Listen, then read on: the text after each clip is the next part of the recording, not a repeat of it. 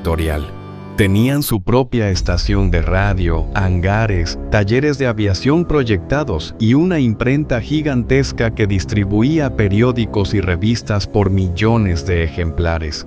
Kolbe era un visionario, un estratega de los medios de comunicación en una Europa que empezaba a tambalearse. Pero su ambición espiritual no tenía fronteras. En la década de 1930, decidió llevar su proyecto al rincón más lejano del planeta, Extremo Oriente. Llegó a las costas de Japón, específicamente a la ciudad de Nagasaki, sin dinero, sin contactos y sin hablar una sola palabra de japonés. Cualquiera hubiera desistido, pero Kolbe poseía una tenacidad inquebrantable.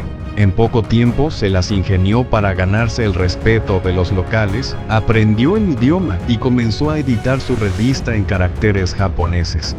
Fue durante este periodo en Nagasaki donde ocurrió el primero de sus grandes misterios. Al momento de buscar un terreno para edificar su nuevo convento, los ingenieros y los ciudadanos locales le aconsejaron encarecidamente que lo construyera en el centro de la ciudad, donde todo era plano y accesible. Sin embargo, Kolbe se empecinó en una idea que a todos les pareció ridícula y absurda. Quería levantar el convento en la ladera del monte Hikosan, en una zona empinada, incómoda y dándole la espalda al valle principal de la ciudad. Nadie entendía su capricho. Construyó el edificio allí y, pocos años después, regresó a Polonia debido a una tuberculosis severa que amenazaba su vida. Nadie en ese momento podía imaginar el diseño perfecto de la historia. 15 años después de aquella decisión arquitectónica, el 9 de agosto de 1945, la segunda bomba atómica, bautizada como Fatman, detonó sobre el valle de Nagasaki. La explosión borró del mapa templos ancestrales, fábricas y barrios enteros en un segundo. Pero el convento fundado por Kolbe, protegido por el gigantesco escudo natural de la ladera de la montaña donde él se había empecinado en construir, resistió la onda expansiva y el calor extremo. Los monjes que estaban allí salieron ilesos y el edificio quedó en pie en medio de una ciudad reducida a cenizas radiactivas. Kolbe había construido un búnker sin saberlo, pero para cuando el fuego atómico caía sobre Japón, el destino del padre Maximiliano ya se había sellado en el epicentro del dolor en Europa.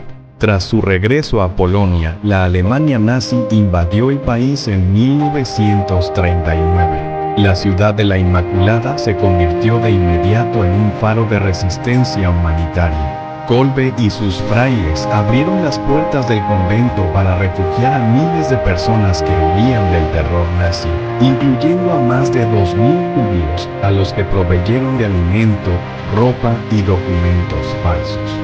Además, su imprenta continuó publicando textos que criticaban duramente las atrocidades del Tercer Reich.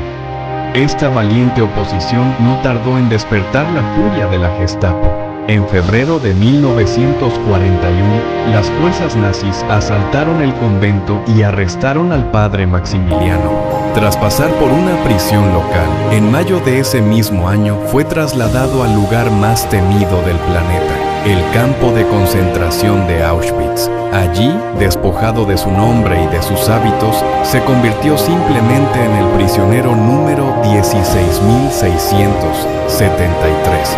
Auschwitz estaba diseñado no solo para destruir los cuerpos de los prisioneros, sino para aniquilar su dignidad y su humanidad. Los trabajos eran forzados y extenuantes. Kolbe fue asignado a las tareas más brutales, como acarrear cadáveres y bloques de piedra bajo los golpes constantes de los guardias. A pesar de su salud destrozada por la tuberculosis y el hambre, los sobrevivientes lo recordarían como un espectro de luz en medio de las tinieblas. Por las noches, compartía su miserable ración de pan con los más débiles, escuchaba confesiones en los barracones oscuros y susurraba palabras de esperanza a hombres que lo habían perdido todo. En el lugar donde gobernaba y sálvese quien pueda, Kolbe seguía siendo un faro. El clímax de su sacrificio llegó a finales de julio de 1941. Un prisionero del bloque 14, el mismo bloque de Kolbe, logró escapar con éxito del campo.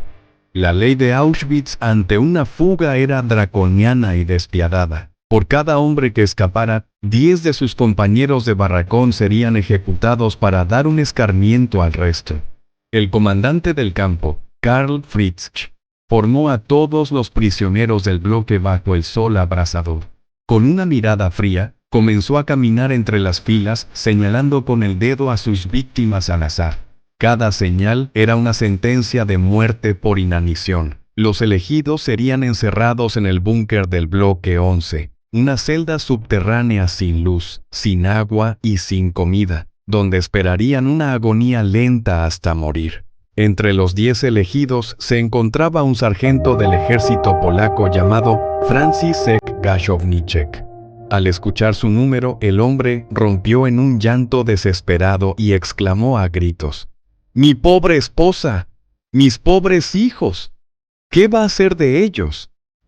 Sus lamentos resonaron en el patio en medio de un silencio sepulcral de terror. Fue en ese preciso instante cuando ocurrió el quiebre de la historia. De entre las filas de prisioneros famélicos, un hombre flaco, con anteojos toscos y el traje a rayas desgastado, dio un paso al frente.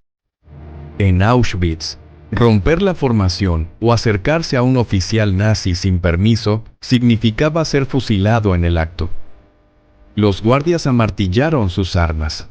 El comandante Fritzsch, sorprendido por la audacia, puso su mano en la cartuchera de su pistola y le gritó: ¿Qué quiere este cerdo polaco?